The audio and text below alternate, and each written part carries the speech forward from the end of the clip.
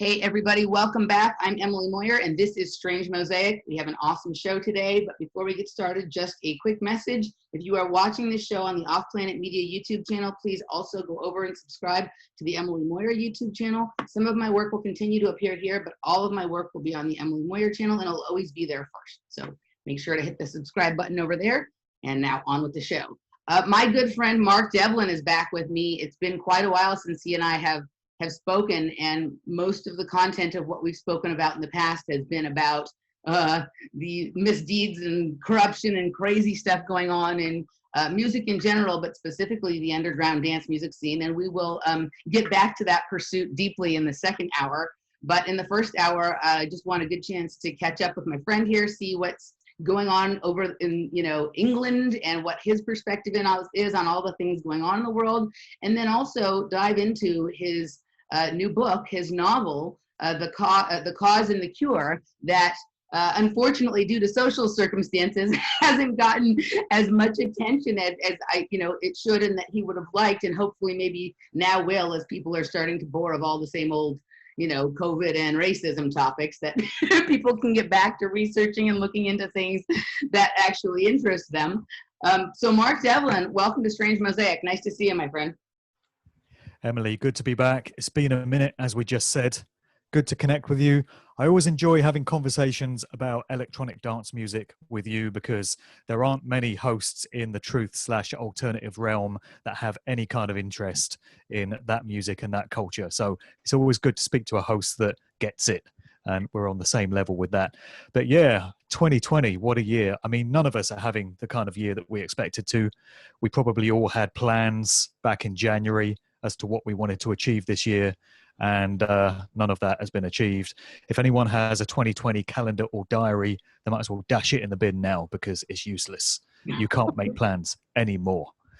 So yeah, it's an incredible year. As you say, I put out my first stab at allegorical fiction, The Cause and the Cure, towards the end of 2019. I just got that out before Christmas, and the intention was to spend 2020 marketing that, promoting it, doing some talks and presentations, touring the UK, maybe doing a few overseas gigs. I was due to be in the States in May of this year for an event called Seed for Growth. That didn't happen, along with everything else. So yeah, my plans were kind of scuppered in terms of being able to promote this book. And I've been sidetracked and distracted by so many things over these past few months. That's a surprise, isn't it? That sometimes I even forget that I wrote it. And over these past few weeks and months that we've been in lockdown, I've had every good intention of actually starting work on the next book, which, would you believe, is going to be volume 3 of Musical Truth. And I am going to cap it at a trilogy because I've joked before that I could be writing new volumes of this book for the rest of my life, for however many years I've got left. But I don't really want to be getting up to Musical Truth volume 24, So I decided, like any good kind of movie franchise, cap it at a trilogy and tell the story in 3 parts. So I've got it all in my mind, what I want to put into this next book. It's all mapped out in there. And it's merely a case of just being able to focus and concentrate and finding the time to get all those words down on screen and then on the page. But I don't know about you, I've been finding it really difficult to focus and concentrate on anything these past few months. I've had a few things on my mind, and it's been the perfect opportunity for me to start work on this book because I've had the time. I lost my day job. As I said to you, I used to be a private hire driver, driving people to and from airports and such. Yeah. And that job went in February when people stopped traveling internationally, and it's not coming back. So I've had a lot of time where I could have been putting it to use in writing this book, but I've just not been able to get in the right headspace for it. So the intention is to achieve that next month in September when the kids finally go back to school, if that happens, and really knuckle down and get Musical Truth 3 written. But in the meantime, I'm still looking to market this novel as far as possible because this was a new departure for me. It's the first time I've tried my hand at this, and I took readers all the way back to 1990. So we're on the 30th anniversary of the events that happened in that book. You mentioned to me that you just finished reading it. So hopefully I took you back to a different time and space with that whole narrative. and hopefully it spoke to you in some way.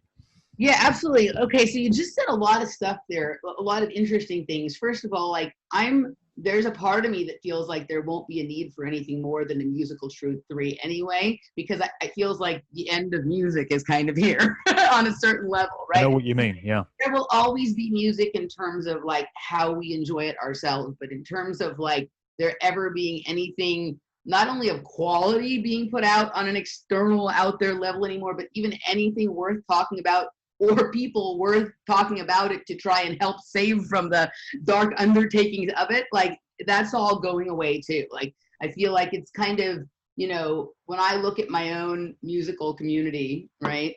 Like they want to be asleep, right? They want to be asleep. And so I think right now, the last maybe group of people that we're going to be able to help with some of this stuff, right? Like there's a few stragglers coming in, and then going forward, I think our time is better spent on the pursuits that bring us spiritual growth and that bring us happiness.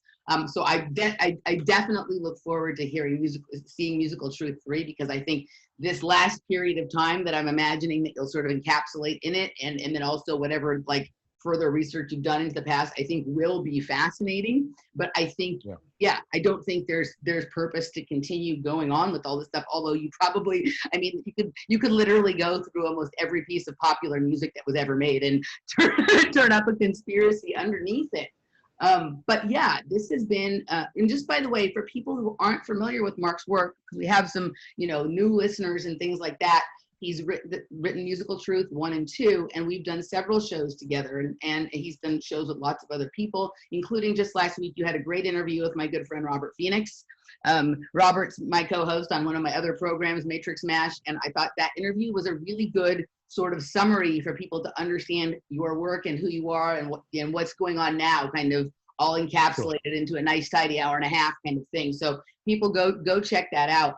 But yeah, this year's been crazy. It has been, you know, this year had a lot of energy coming into it, right? Like you thought you were going to get out there with your book and maybe write another one. And I thought I was getting my business going, and I had stepped away from my outer job, the job I did just to make money, and decided I was going to spend this year just working on becoming able to work for myself, because I'm tired of taking orders and all of that kind of stuff.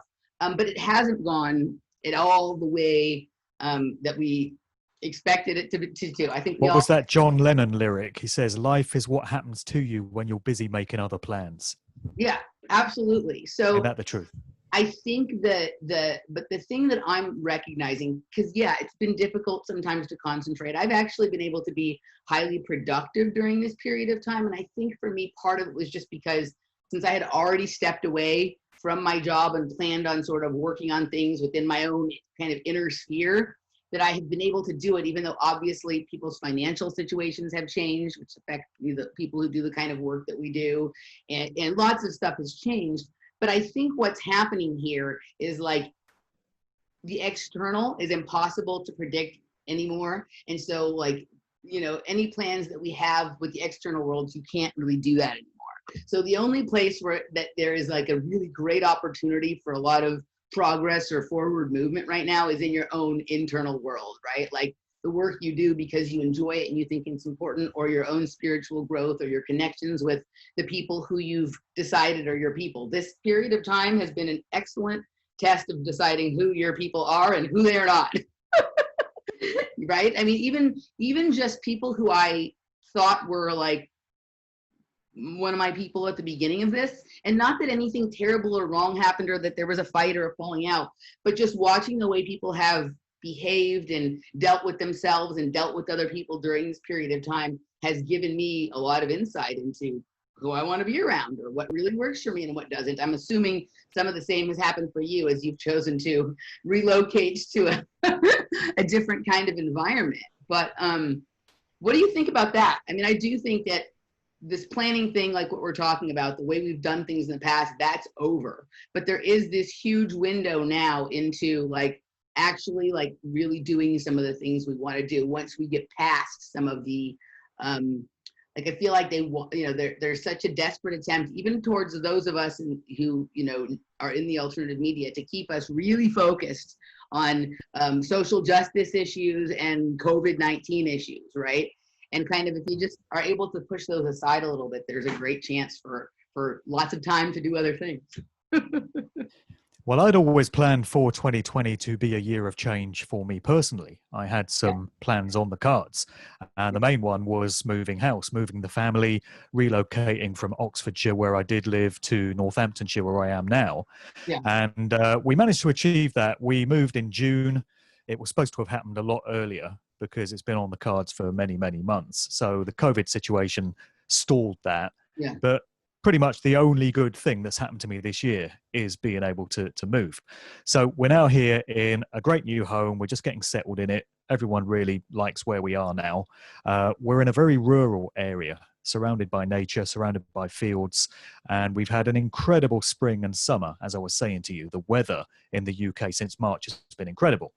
Something poetic about it. We've all been under lockdown conditions, and yet it's been absolutely fantastic outside. Very little chemtrailing as well this year. A lot of people have commented. Yeah. And I've really been enjoying going out in the evenings for long walks in nature and contemplating and reflecting and kind of meditating and talking with God, talking with creation as I walk around. And that's been quite an incredible experience. So I always knew it was going to be a big year of transition, but I didn't quite expect what has been going on. I don't think anyone did. Although I'm currently putting together a presentation, which I'm going to be doing tomorrow evening in Birmingham, England, at a group called Truth Juice. It's one that I've presented at many times before, and they invited me to come back and do another talk there tomorrow about current events. So I've been putting together this presentation, examining all the evidence there is to show that the COVID-19 coronavirus situation was long planned for and was known to be coming on an elite level. As always, the general public were the last to know, aren't we always? But when you actually get down to all the evidence that was put out there, there has been no shortage of opportunities over the past several years for those able to interpret the symbology and work out the coded cryptic elements of it to be able to see that this was coming. It's the same with all things. With 9/11, for example, which is the greatest example we have of the phenomenon of predictive programming coming into play. So this is aspects of a real world event, which may or may not happen the way the mainstream media tell us it does. It may be a false flag. It may be some kind of scam or hoax. But the point is, the aspects of it that we're going to be asked to believe by the mainstream media are communicated to us in advance in movies, TV shows, music videos, and other popular culture vehicles. So 9/11, there's hundreds and hundreds of examples of that event showing that it was known to be coming. But it turns out when it comes to the coronavirus, it's only just slightly trailing behind 9/11, because I've uncovered scores of examples of aspects of this narrative that were encoded into movies and stuff. And I've put together a compilation of them, which I'll be presenting tomorrow. So we've got novels, books that seem to foreshadow it. We've got movies, we've got music videos, we've got Madonna's performance at the Eurovision Song Contest in 2019. I was just thinking of that, yeah. Which directly played into aspects of this whole thing that we've been asked to believe. We've got, of course, The Simpsons, of course, South Park, because those two have got previous when it comes to predicting with uncanny accuracy things that are to come.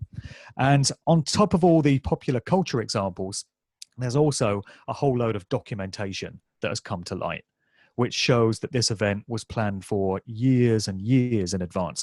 Specifically, there's this document people may have heard of coming out of the Rockefeller Foundation, the Lockstep document from 2010, where they're predicting exactly the kind of scenario that we've had unloaded on us this year, this deadly pandemic and preparedness for it, and what steps would have to be taken in society to respond to it, such as isolation, quarantine, shutting down schools, shutting down businesses, social distancing, the wearing of masks. And then when it comes to masks themselves, there's loads and loads of symbolic references to that in recent times as well. There was an episode of Candid Camera that came out just a few months before this pandemic broke, where you've got these people sitting in a restaurant And supposedly they're being filmed, but they don't know that they are because it's candid camera. And the staff all come out of the kitchen and they serve them in masks. So the waitress is in masks. The chef comes out from the kitchen. He's in masks, in a mask. The manager comes out. He's in a mask. And these people who are supposedly, you know, real people are saying, oh, this makes me feel uneasy. I don't feel quite right about this. I don't like all these people in masks. This is creepy. And then a few of the people get up and walk out of the restaurant. And this was just a few months before every goddamn body on the surface of the earth is wearing masks in public places. So it seems as if we were being subliminally prepared for it.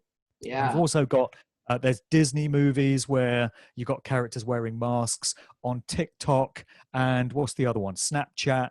There's been this trend recently of people putting face coverings, you know, digital masks on themselves when they have a picture of themselves on the screen. That's getting kids used to the idea of everyone wearing masks.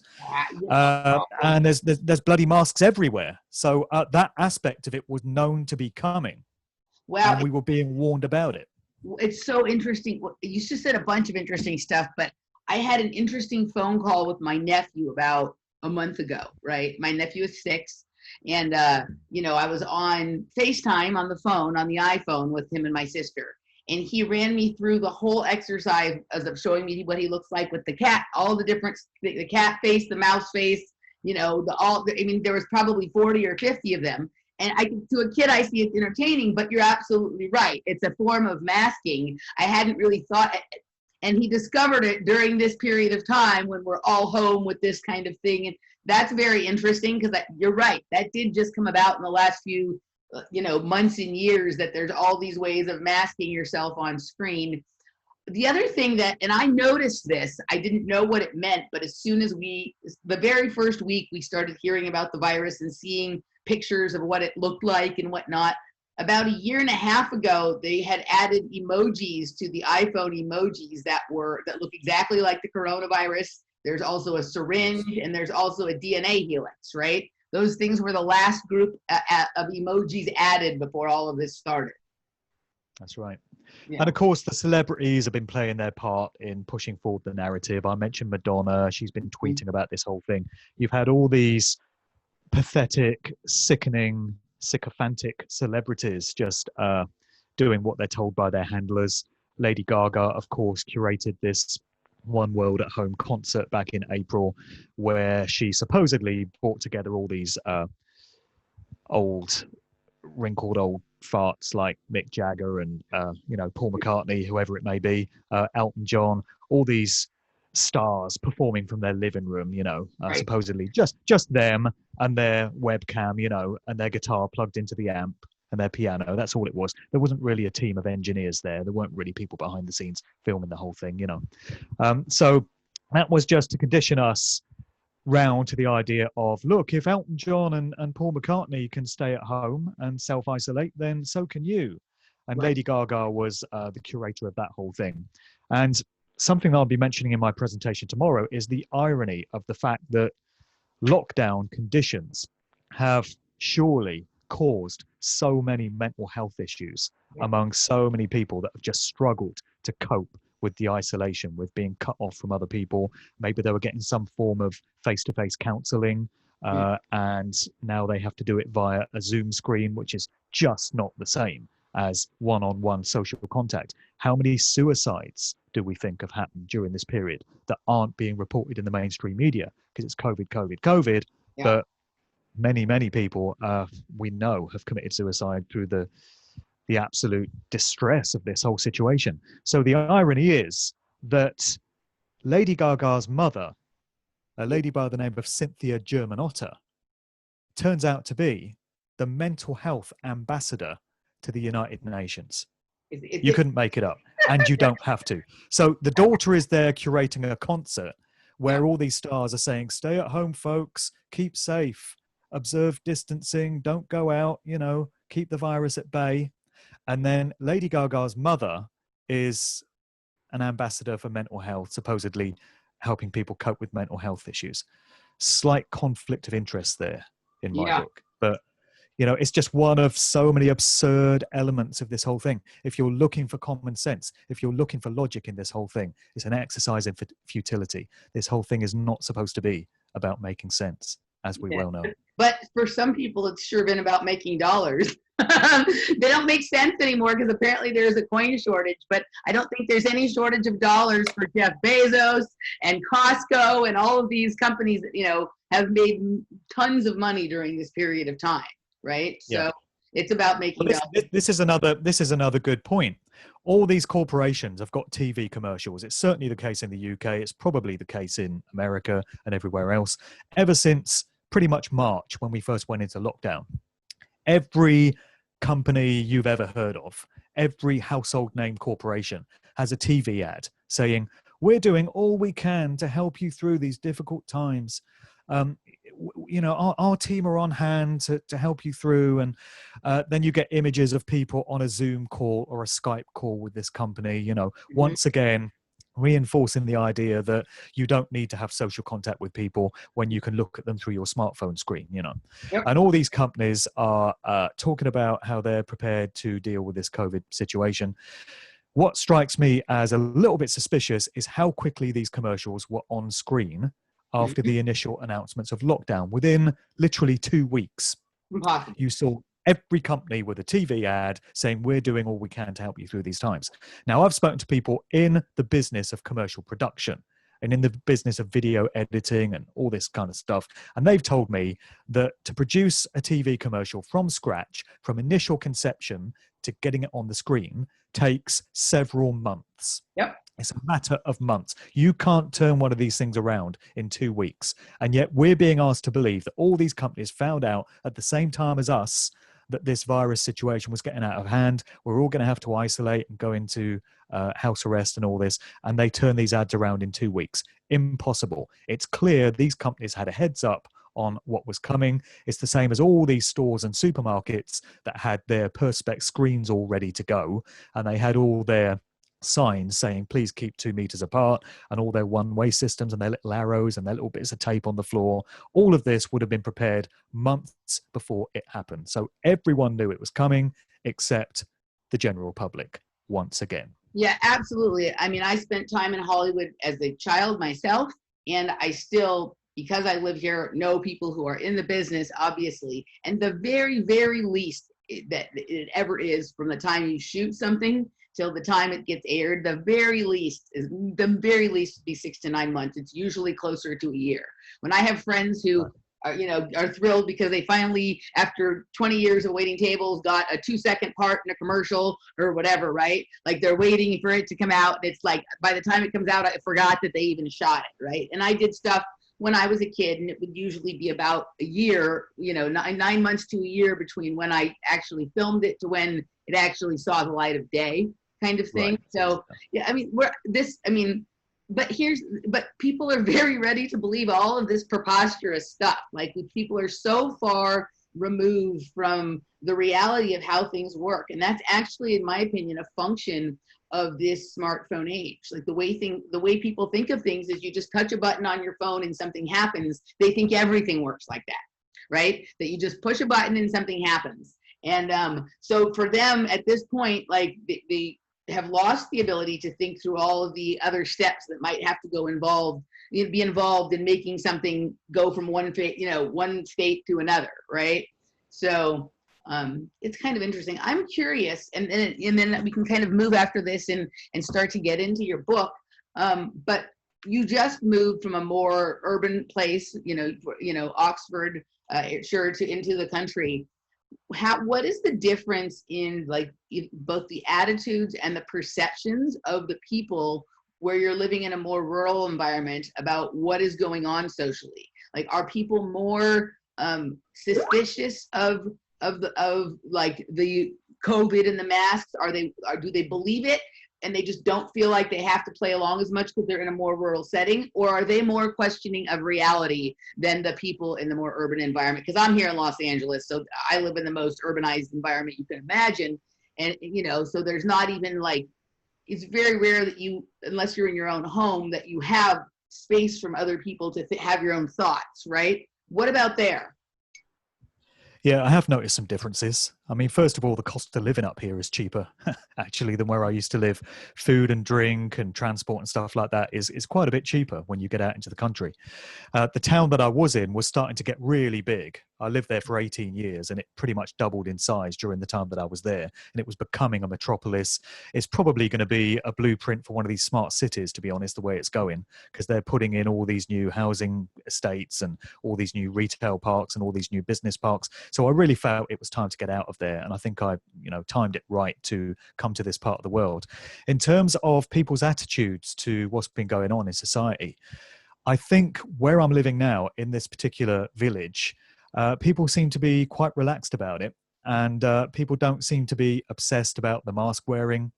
We've just had it made mandatory, supposedly, that you have to wear a mask when you go into a shop, even though when you get down to it, these are guidelines and recommendations coming from the government rather than legislation. So it can't actually be legally enforced. They threaten you with calling the police for people that go into a shop and don't wear a mask, but the reality of that actually being forced is very, very unlikely.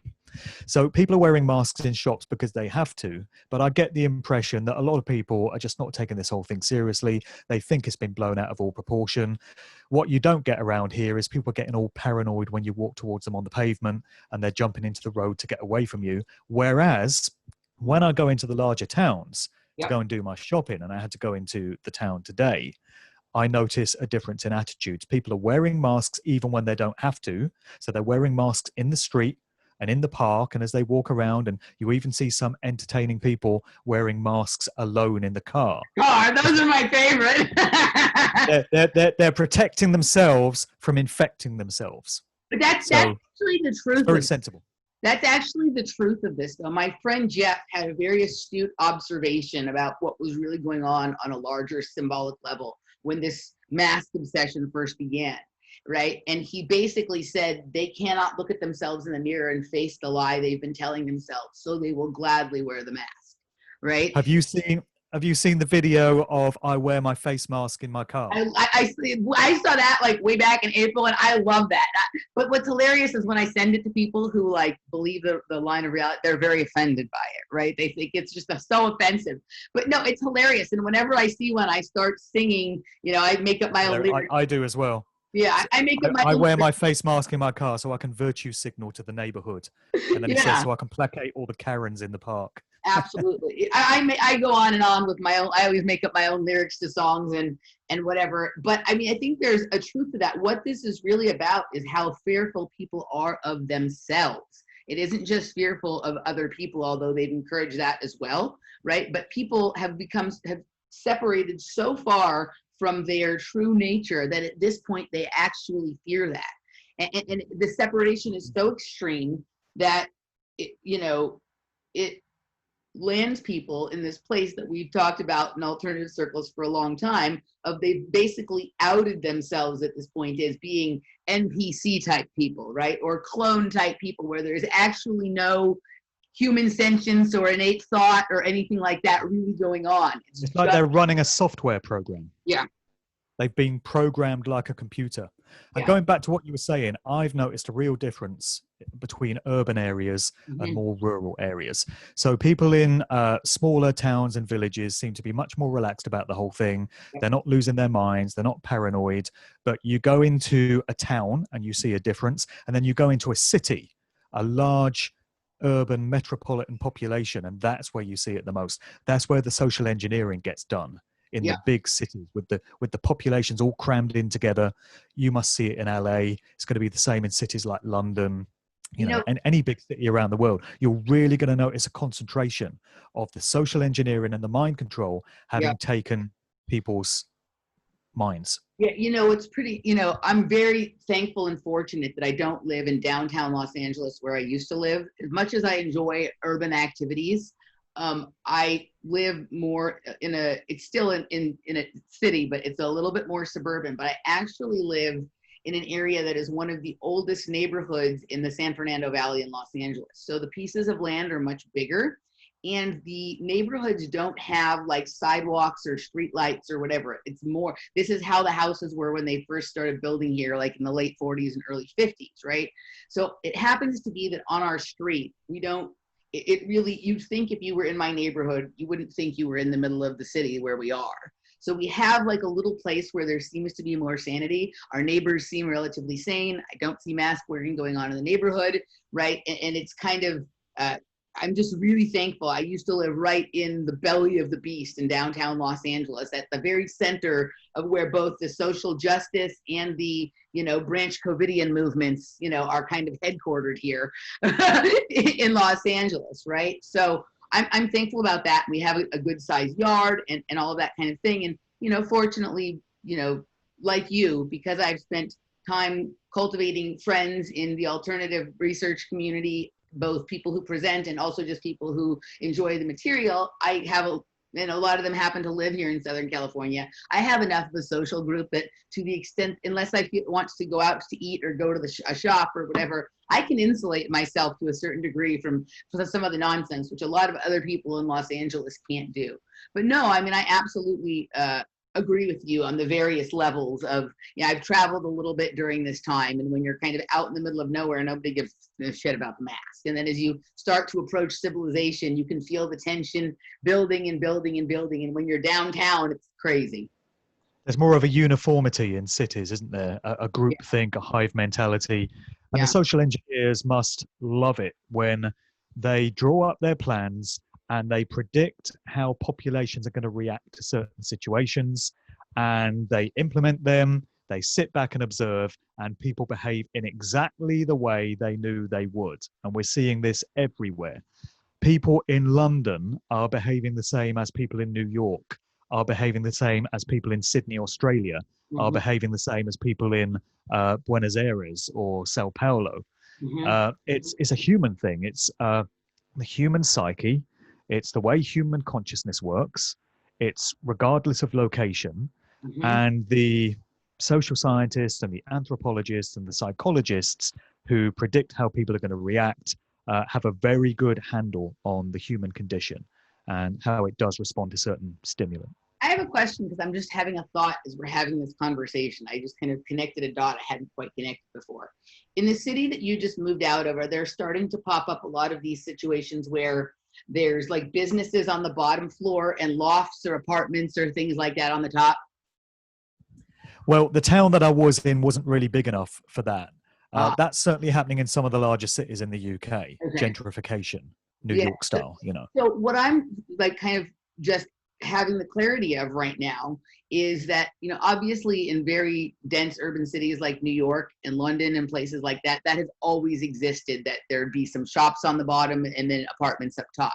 But you're starting to see it now in more places like here, Los Angeles, there's a lot of space. So you don't really need there to be that kind of compaction. And same with other cities like Houston and Austin and just cities that are Phoenix and whatnot, right? But you're starting to see that in those places anyway, right? This sort of thing where it's like you have your Starbucks and, all your, sort of, most of them chain shops or whatever on the bottom floor, and then people living kind of up top. And it seems that's a phenomenon that really started here in the early 2000s and has now become very complete. And if you really think about it, this has been the most massive period of that kind of mind control from like, even though obviously the social engineering started in the 50s and 60s at maybe even earlier, right? Like there's really been a vast leap over the last 20 years that there hasn't been in the times before that. And that's one of the things, right? Like you have this people living on top of this corporate currency generating machine, right? That just sort of kind of binds all of that stuff together. And that is one of the unifying principles now between these massive metropolises we've always known and these smaller cities that are starting to become that, is that style of living. Whether it's necessary or not, people are doing it. Yeah. It feels like they've been softening us up for some time for what's happening right now. There's been a long period of getting us ready for it. I mean, my mom often says to me, I don't recognize this world. I don't know this world. This wasn't the world I grew up in. And I say, Mom, I don't recognize this world. This world has changed since I was a teenager or a young man. Society has changed beyond all recognition over the course of the last 20 odd years. And that will all be by design. Mhm. And a lot of social engineering has taken place. As I say, it's all been done subtly and covertly and subliminally. So nobody or very few people would be consciously aware that it's actually taken place. It Mhm. wouldn't be a very successful program if people were aware of it. But people behave in certain ways and they accept certain norms and they just live their life in a certain way because they've been conditioned and entrained to just think of that as the way it's done. It's just how people live. But I think one thing that has certainly happened is males have been emasculated Mhm. big time Yep. over the past generation or so. And I think that will have been, again, on purpose, ready for the kind of times that we're living in now.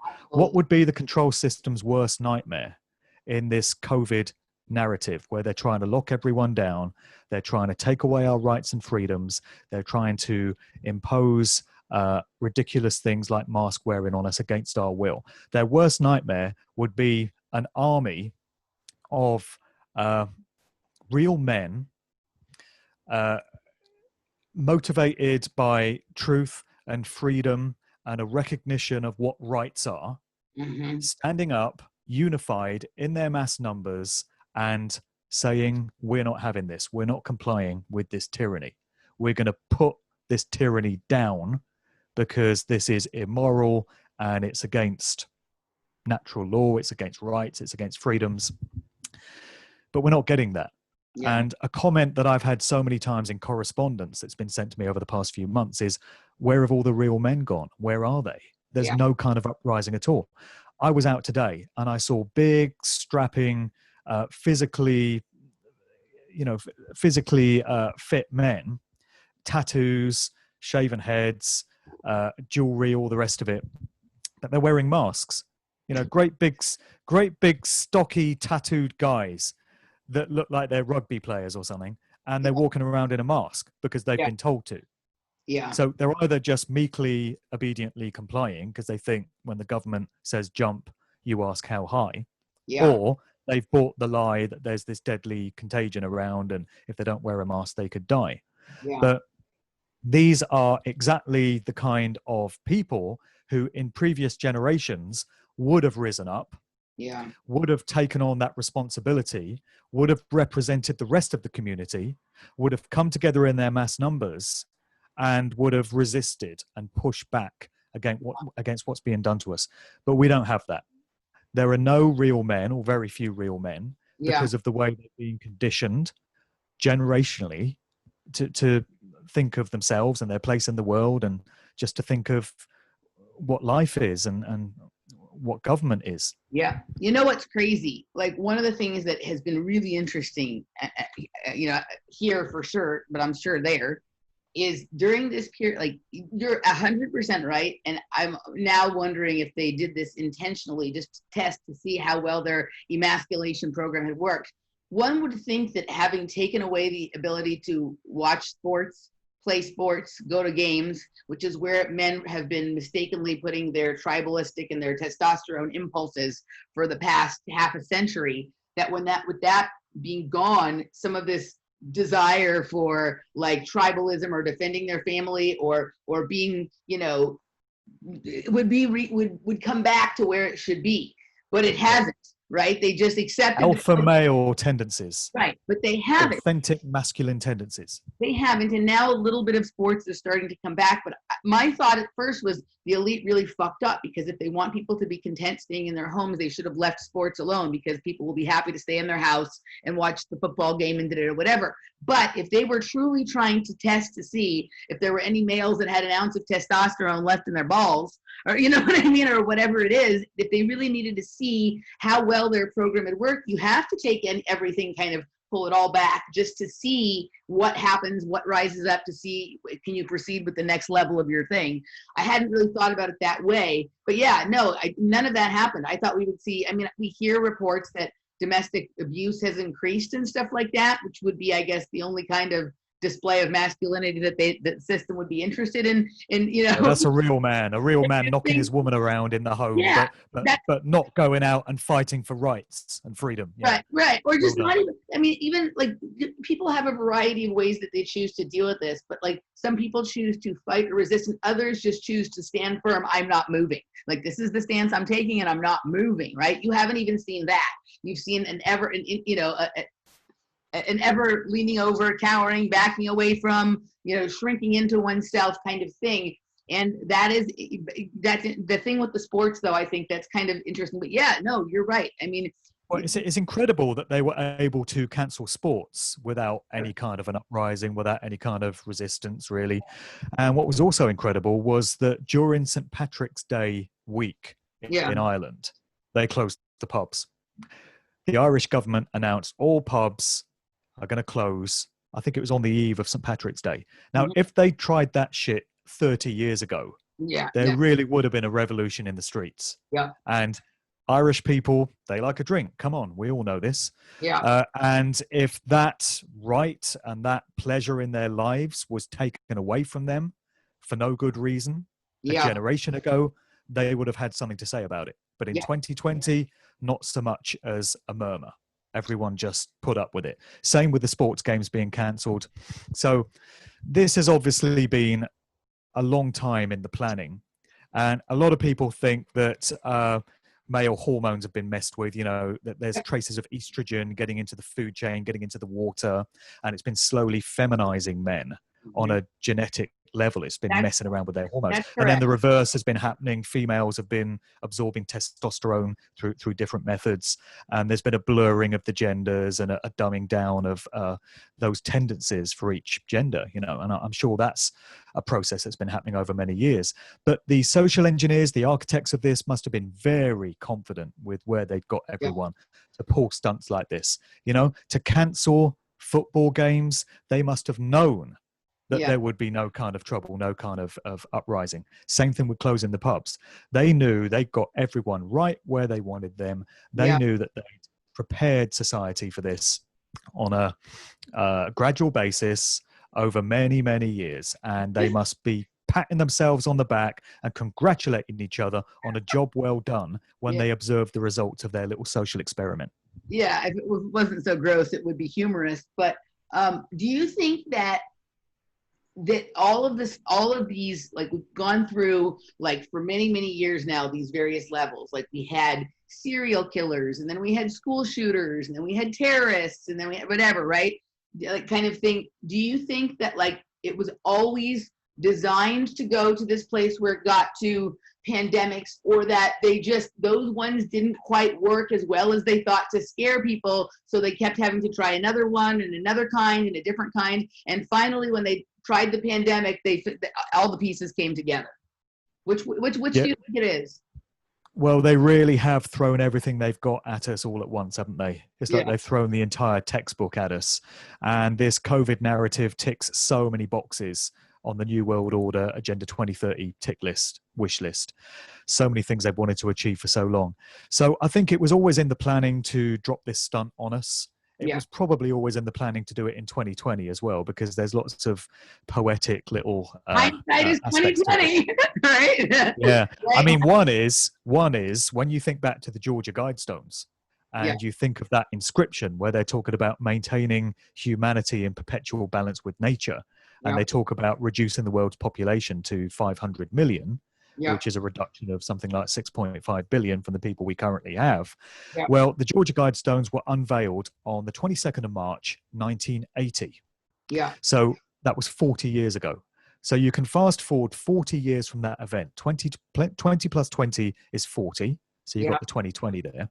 And many countries around the world, particularly the UK and parts of Europe, went into lockdown, and things started to get really serious round about the 22nd of March. And a lot of these events take place around about that time of year. It's in line with the spring equinox. It's the start of this 40-day period leading up to May Day, Beltane, Walpurgisnacht, the 1st of May. Yeah. And a lot of these events are done according to the occult calendar. Yeah. Many events of major world significance kick off around about March. So it's interesting that we've got the 40th anniversary of the Georgia Guidestones there, and clearly an aspect of this agenda involves reducing the world's population, not just through COVID, but through suicides and all these other fallout aspects of this thing.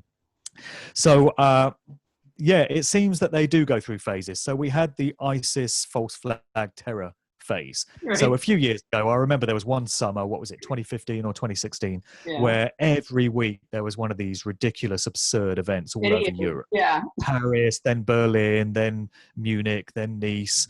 And it was completely predictable and so transparent in terms of what they did with each one. And people were taking it apart within minutes in fine forensic detail because it was just so bloody obvious that these things were put up jobs and there were scams. And there was all this paranoia about ISIS, this dastardly jihadi terrorist group, and nobody's safe from them and they'll stop at nothing. Well, it seems they have stopped now because we haven't heard much from them over the past couple of years, have we? Wouldn't you think that COVID-19 will be the perfect smokescreen for them to carry out some of their dastardly terror attacks under, while everybody's at home and paranoid and quaking in fear behind their masks? They could be achieving all kinds of things all over the world. You know, all these government buildings, all these targets that they could be bombing and attacking, that they're not being watched properly and nobody's there. You know, perfect opportunity, but they don't do this. And of course, it's obvious why, because ISIS was aspects of the intelligence services. It was aspects of the government of the various countries that were pulling off these stunts, and they've moved on now to something different.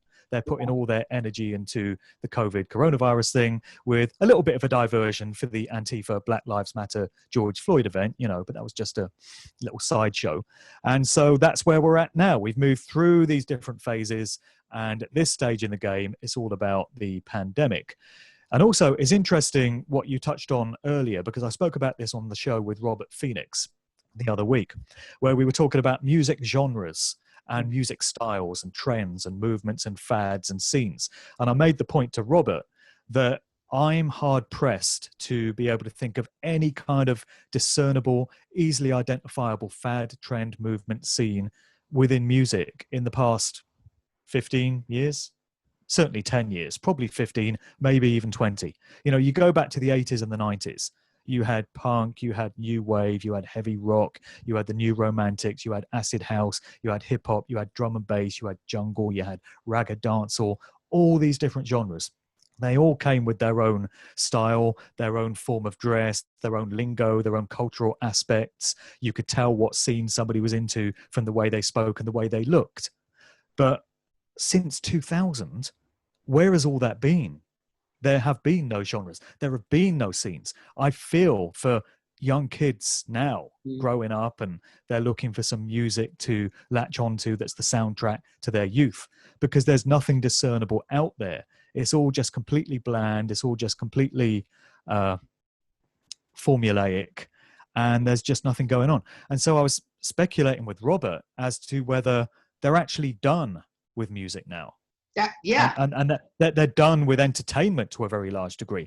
They've been using music, the sound frequencies, the videos, the artwork, the live shows. They've been using symbolism in Hollywood movies. They've been using video games, all these different aspects of culture to program young people. Seems to me like they may have reached a point where they feel it's a good job done.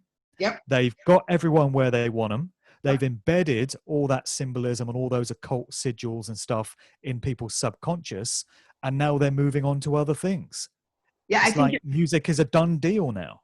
I think you're right. The only discernible, and it was small because it was within the scene, music trend that I became aware of, and I became aware of it about 4 or 5 years ago, and it was terrible, and it was appropriately named. It was called trap music, right? Like that's it literally is the worst version of any kind of electronic music I'd ever heard. And these are like what the kids were listening to. That's a good 10, 12 years old now, trap, 15 years maybe.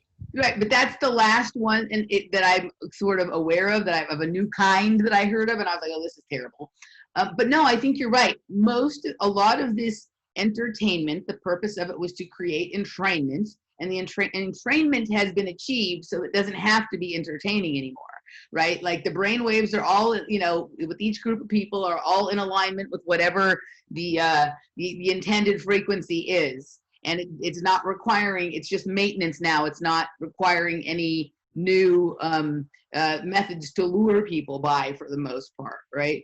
So what I want to do, I do want to, when we move to the second hour in a little bit, I do want to get into what I think is going on, because you and Robert actually started talking about like what is happening with these DJs. Like, do you think they were caught off guard by it? Like, what is the future of all this stuff that was built up so big? We're going to get into that in the second hour, but while we're still in the public hour, I do want to get into your book a bit, because I want people to be able to hear about it. I want them to be able to buy. I think it's available right now for people to purchase. Yeah.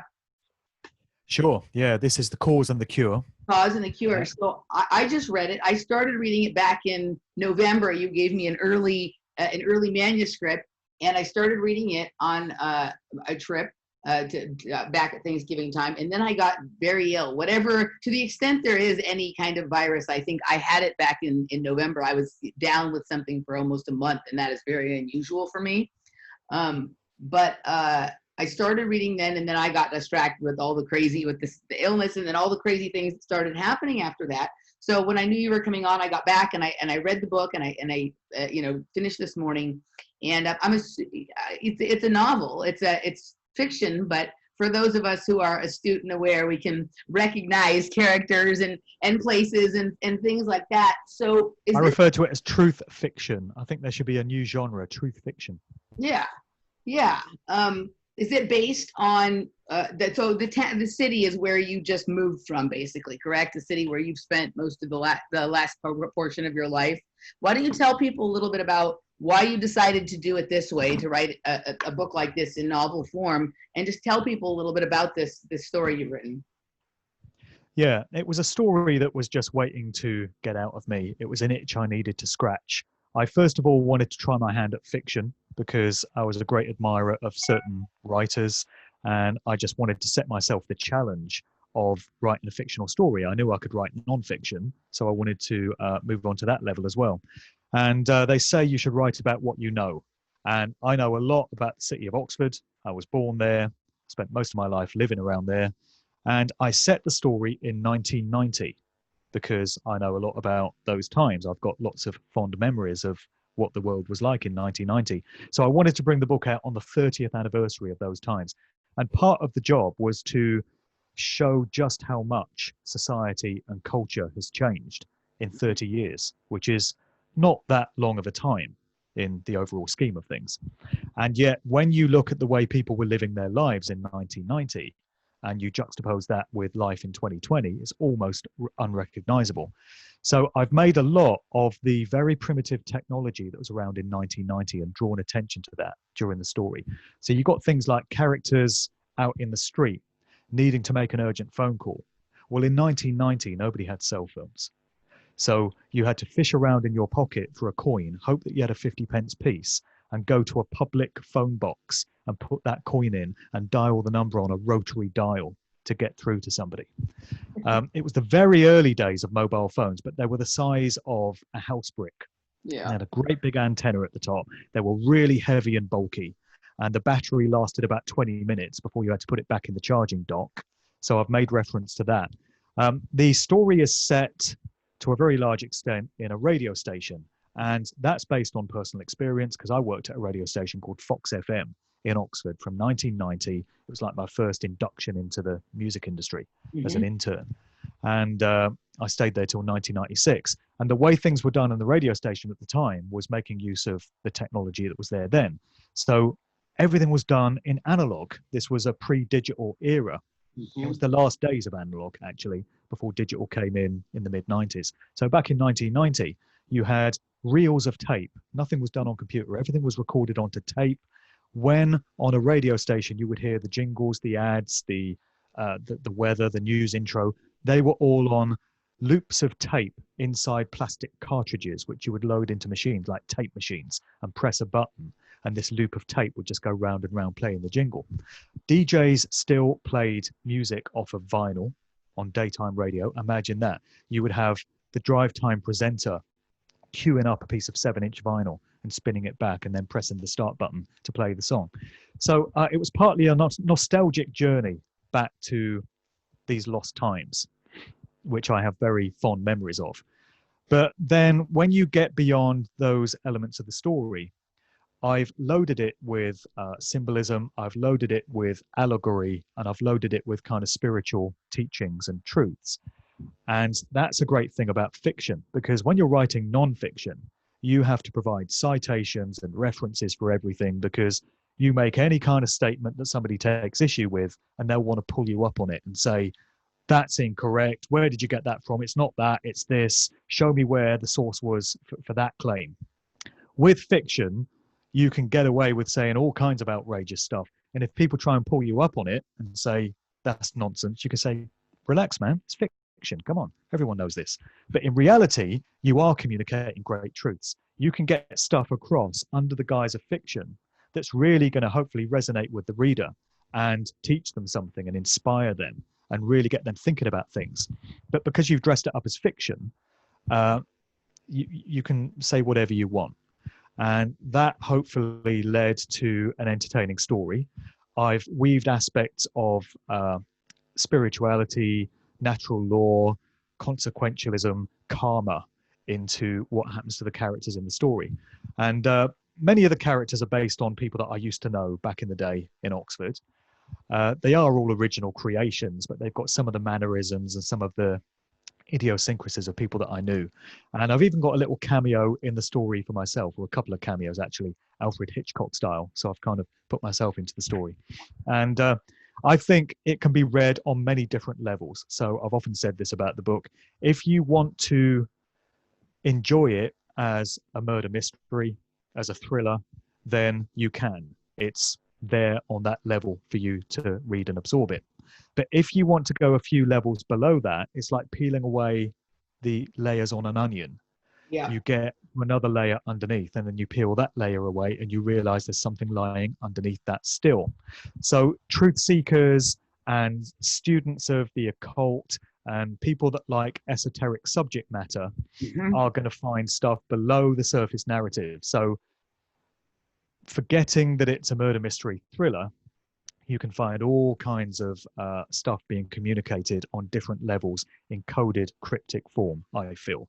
And I was inspired in that process by the likes of Stanley Kubrick and many of these great film directors that encoded great truths into their films. And I've given the example many times of The Shining, Stanley Kubrick's treatment of the Stephen King story. I've watched so many analysis documentaries of The Shining, and I've seen at least 5 or 6 different interpretations of what that movie is really all about. Yeah. Forget that it's this guy that goes a bit crazy in the Overlook Hotel from the isolation, and he gets murderous and chases his family with an axe and tries to kill them. That's the surface narrative. There's 5 or 6 different coded symbolic interpretations of that movie that I've heard from different commentators. And it's a work of genius on the part of Kubrick that he was able to put so much into that movie, hidden below the surface, where you have to really go digging to find it. And I thought, if I can achieve only a fraction of that process with this book, I'll be very happy with the results. So that's what I attempted with it. I am pretty happy with how it turned out. Yeah. But ultimately, it's down to readers as to what they take away from it. Yeah. So first of all, I think you did do a good job. There was obviously a lot of the kind of ideas and material and storylines are things that I'm very familiar with, but there was a few little unexpected twists in there that I didn't even see coming that were what you're talking about here. And I guess right now, as I'm listening to you describe it, what I'm kind of thinking of, do you know who Robert Anton Wilson is? Yeah, sure. Right. So one of the things he talks about is this idea, and I think others have too, but I think his description of it is best, what he calls chapel perilous. When you get to this space where you discover that the world isn't what you think it is, right? Like you're on this precipice, and how each person handles it sort of determines what level of because he has this idea about, a lot of his work was based around trying to figure out what the Illuminati was and if it existed or not. And he kind of came to this place that it's sort of this nebulous thing that is an idea for some people, but a reality for others, sort of based on the decisions you make when you find yourself at Chapel Perilous, right? And so when in hindsight now, looking at the book, like each character sort of walked up to the window, right, of Chapel Perilous, or each of the main characters, and each had a different sort of response as to how they were going to deal with it, and found, and ultimately each sort of, in their own way, had to deal with the karma that the decision that they had made generated. So good job on that. It's an entertaining read. Things have been crazy for me, so I found myself like needing to read it fairly quickly, and I was able to. It was not challenging to just sit there and read 50 pages, 60 pages at a time, where some books, it's like, even if they're good, you can only read 20 or 30 at a time. So guys, if it's an entertaining read. I think it's also like, if you have one of those friends who they're like not asleep, they're like asleep, but like they've been around you long enough to recognize that there's some level of cohesiveness to the stuff you're telling them or the narrative you're telling them, but they haven't been able to sort of put it out, arrange it all in a way that makes sense for themselves. A story like this sort of weaves together some of how this stuff happens.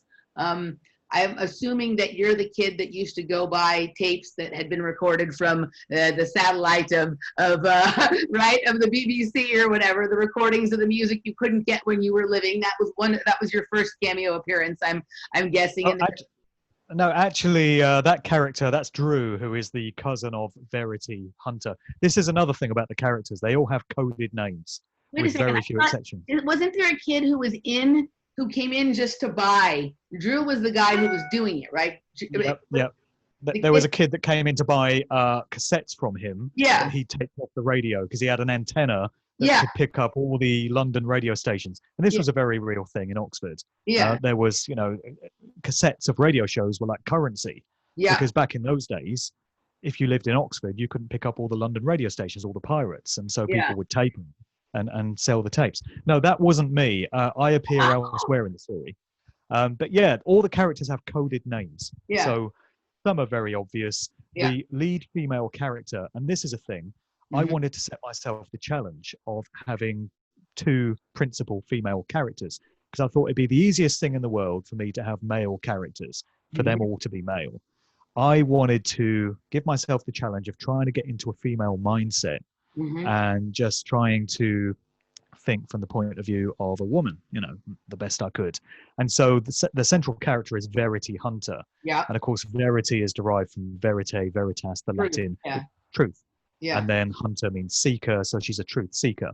And then you've got a police constable, a woman police constable by the name of May Pierce. Yeah. And the reasoning behind her name is May means possibility, something may happen.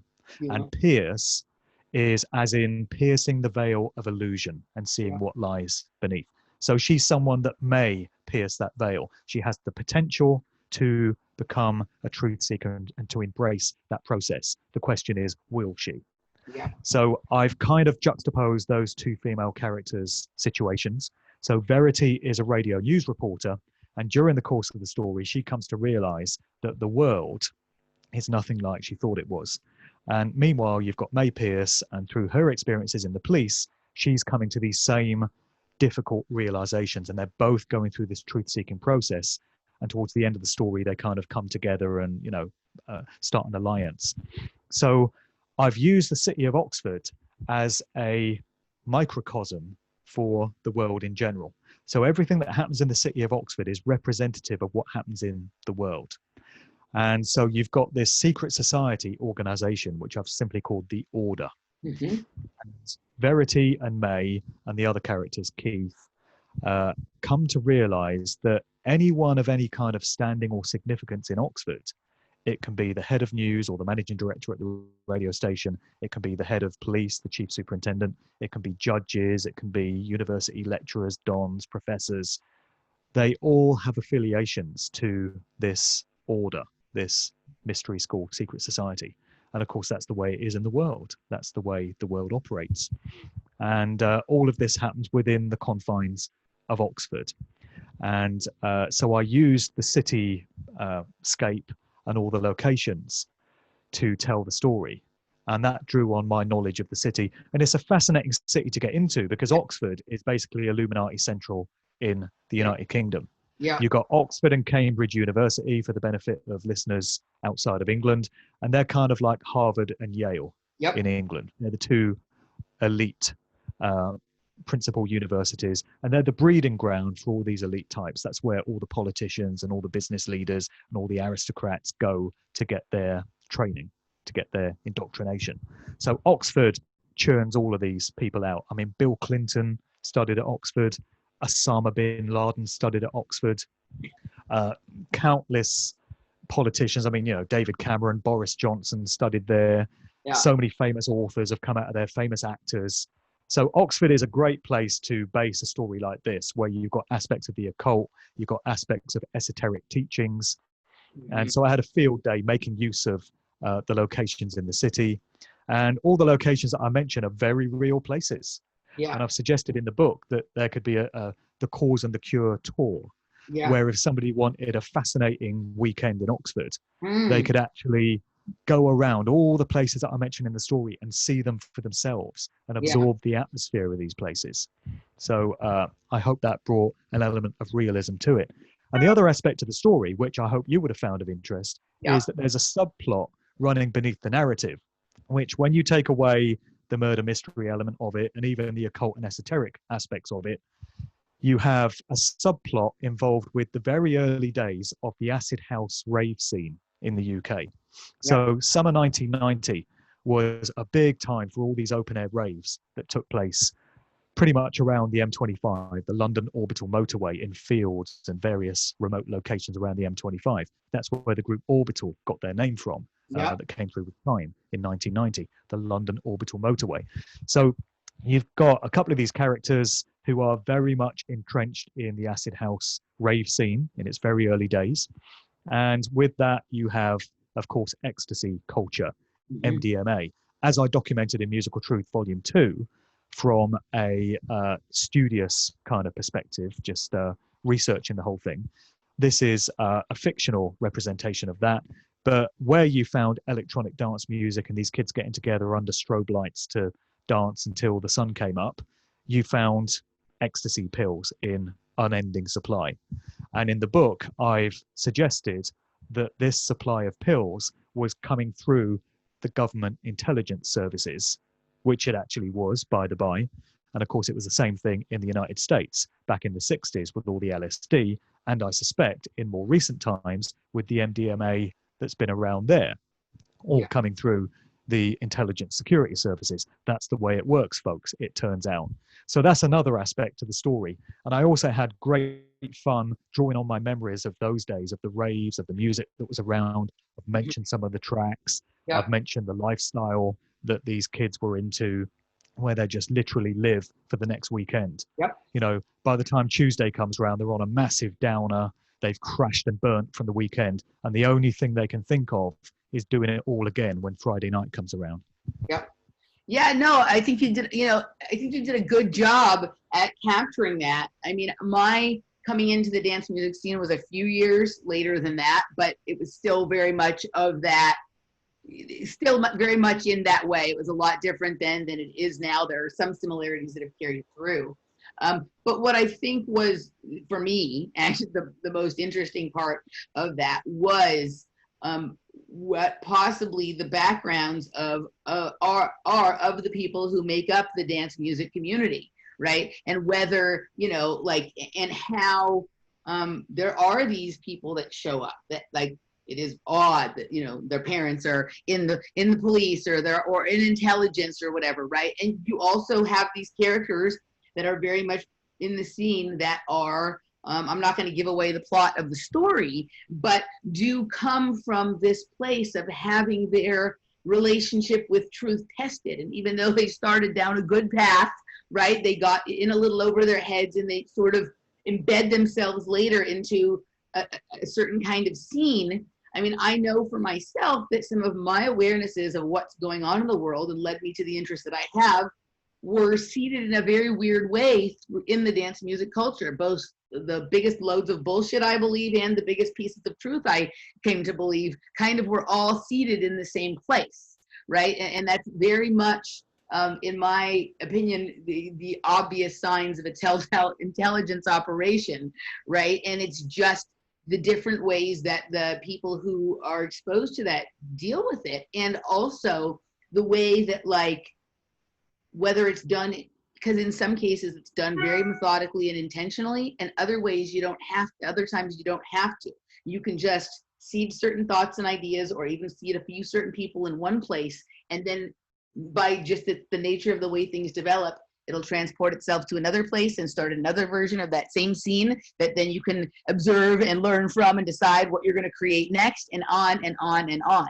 You know what I mean? Like, it's kind of, and you know, that sort of is alluded to towards the end of the book with who shows up where at the very last scene, right? And so I think that we've been experiencing this kind of thing, that like some of these things are intentionally created and others just sort of seem to spring up magically on their own, but then are harvested into another creation and another kind of thing. And it's very true. Like, what we take as our enjoyment and our entertainment is very much a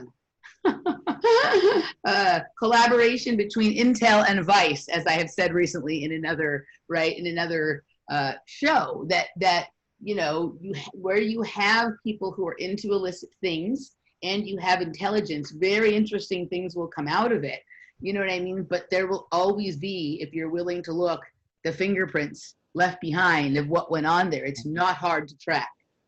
That's right. We've kind of come full circle in the conversation, because we're talking about social experiments. And we were talking about how interested parties will be observing how people are reacting to the COVID scam.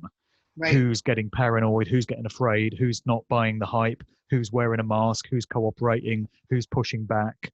You can bet that all these things are being observed and noted. And so it was with the early dance music scene, the acid house scene, the you know, the germination of the whole electronic dance music scene in the UK, which then got exported to many other places, took place around about these times, late 80s, very early 90s. And that would have been a big social experiment. And it's very much the elephant in the room. We've spoken about this in previous conversations where, you know, I'm still dumbfounded that I seem to be one of a small handful of researchers at most that have ever identified any kind of social engineering aspect to the dance music scene. It seems absolutely everyone else, including DJs, producers, promoters, people that were a part of the scene, unless they're in denial or unless they've got an ulterior motive for not letting on, everyone seems to think that this was some organic grassroots thing that just evolved. It's just this wonderful thing. It just happened that way. And that's just the mythos of the whole thing. You know, nobody seems to acknowledge that there were controlled aspects to it. I seem to be such a lone voice in putting out that point of view. And yet in Musical Truth Volume 2, I think I laid out a fair amount of pretty compelling evidence for anyone that is prepared to go there, to go to where the truth takes them. And yet you don't hear other people talking about this. And it's still the elephant in the room. And I wonder if the story will ever be adequately told in this generation. It's very interesting. I mean, you know, so I have this unusual scenario of like two of the scenes that I spent much of my life in have, you know, been sort of being looked at and examined on some level in the last few years, and that's gymnastics. I'm sure you're very familiar with the doctor Larry Nassar, who sexually abused hundreds of girls, right? You've heard the story? Actually, I haven't, no.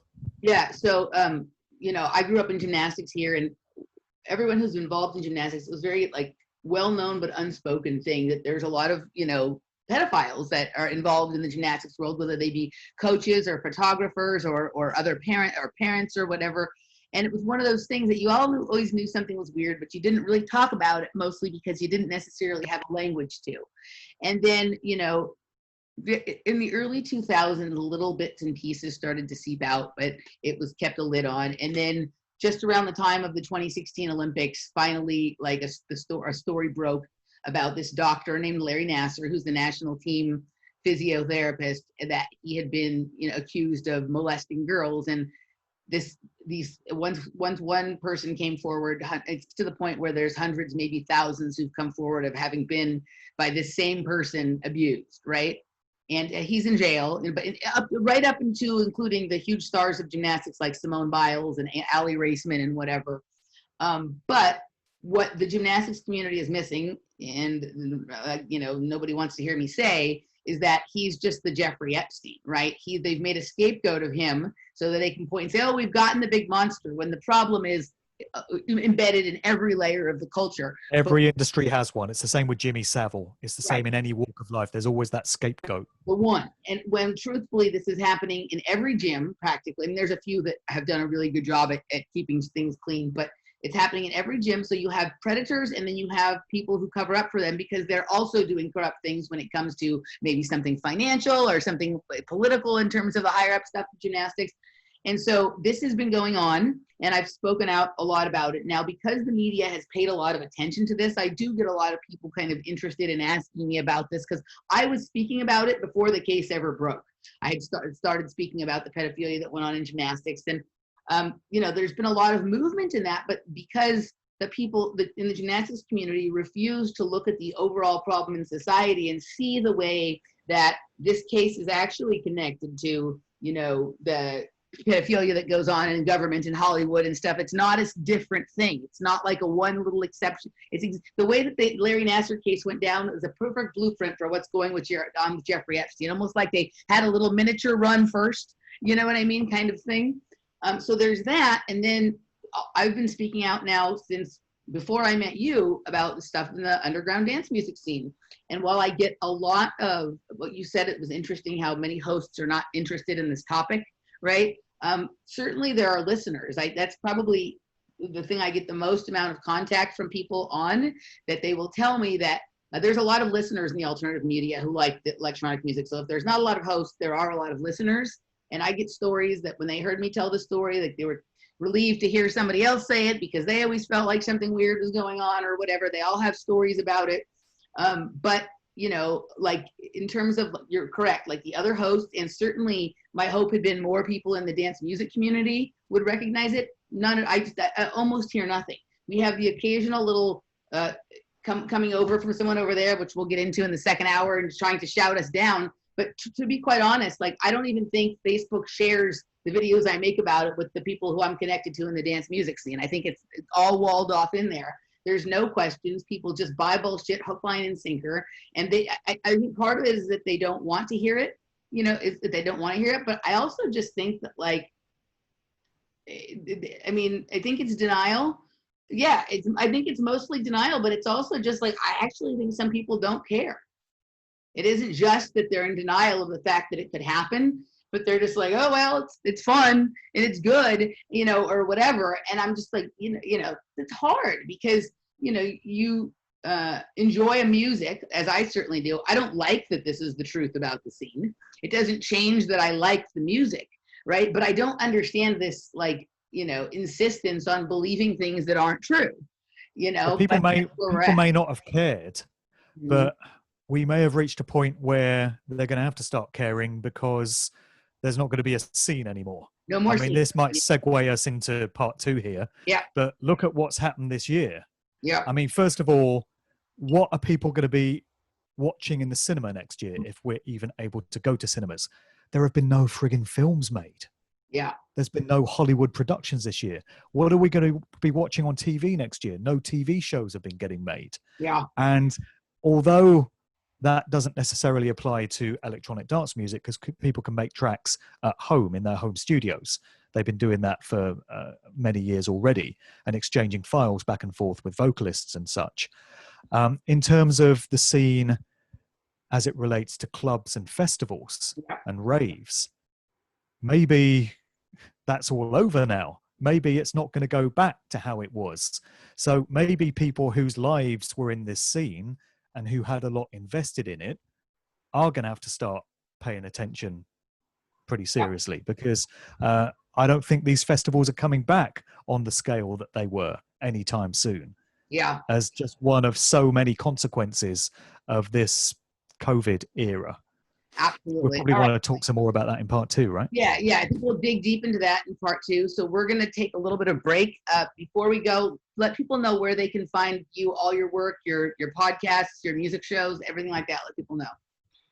Sure. Well, my YouTube channel is youtube.com/MarkDevlinTV.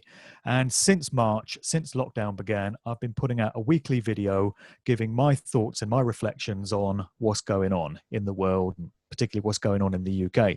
And a lot of people have told me that they found value in that. A lot of people tell me that they look forward to my next installment. They want to know what I'm going to have to say about things. I'm very flattered that people would say that. And to be honest, the reason I keep putting these videos out is because people tell me that they found great value in it. And they've told me that they find some solace in hearing me articulate things. And I think what people like about these videos is the fact that I display pretty much every human emotion going. You know, sometimes I'm pissed off, sometimes I'm depressed, and I'm right down there down in the dumps and in absolute desolation. Other times I'm full of hope and optimism. Other times I'm fired up and I'm ready for a fight. Other times I'm angry. I go through every conceivable human emotion, and most of these occur during the course of the average day. So Yeah. I can go from deeply depressed to high on hope in the course of the average day. And so I channel all that into my videos, and people tell me that they enjoy those. So you can find all those on my channel. All my interviews are up on there as well, all my podcast appearances and all my Good Vibrations shows. That's at Mark Devlin TV on YouTube. In terms of my books, they're all available on Amazon. That's Musical Truth Volumes 1 and 2, which are the non-fiction books, and The Cause and the Cure, which is the novel that we've spoken about. But if people want to bypass Amazon and get those from me direct, I can send out signed copies anywhere in the world. You just got to drop me an email to markdevlinuk@gmail.com and I can get those books sent out. And everything else. You're also doing t-shirts and informational pamphlets and stuff now too, aren't you? Well, I have been, yeah. I've put together some resource leaflets, which I've offered to mail out to people that want to distribute them. And it's full of alternative information about coronavirus to counter the official narrative that we get from the mainstream media and the government. It's resources that regular, normal members of the public would never think to look at if they didn't have it put in front of them. So people have been helping me in distributing these leaflets and getting this alternative, empowering information out there. I'm out of leaflets now, but I may get another batch printed up. And I've got t-shirts with the slogan, "I do not consent and I was never asked," which are t-shirts for all occasions. They're really good conversation starters. And a lot of people have been getting those t-shirts from me. They're available in 4 sizes, and I can send those out anywhere in the world as well. So again, if you're interested in an "I do not consent" t-shirt, please drop me an email to markdevlinuk@gmail.com. And then everything else that I do is on markdevlin.co.uk. All right, guys. Thank you, Mark. And join us at patreon.com/offplanetmedia. In hour 2, we are going to delve deep into the dirty deeds of the underground dance music scene. And we're going to talk about one of our favorite lifetime actors in that scene. All right, guys. We'll see you on the other side. Be right back.